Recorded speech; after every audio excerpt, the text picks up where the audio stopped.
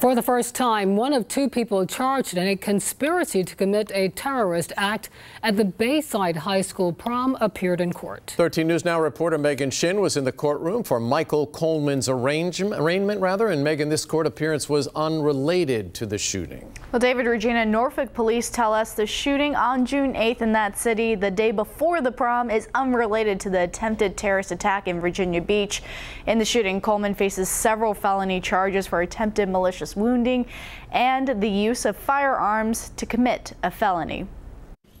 Monday morning, Michael Coleman staggered into the Norfolk courtroom with shackles on. He listened as a Norfolk judge assigned him a public defender. Coleman is held in the Norfolk City Jail without bond. He's a suspect in a shooting earlier this month off Azalea Garden Road, just one day before Virginia Beach police say they spoiled a terrorist attack on the Bayside High School prom. Based on this information, we entered the hotel room.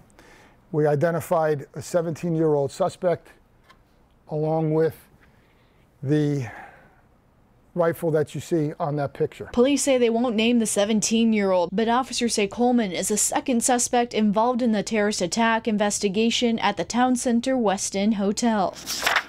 Now facing two court systems, Virginia Beach court documents show Coleman will appear in court tomorrow to face charges for the thwarted attack. Documents show those charges include carrying a concealed weapon and attempting to commit an act of terror. Norfolk police say officials took out warrants on June 9th, the day of Bayside High School's prom, for the shooting on Azalea. Then on June 10th, police arrested Coleman. In Norfolk, Coleman's preliminary hearing is at the Norfolk Courthouse on August 15th.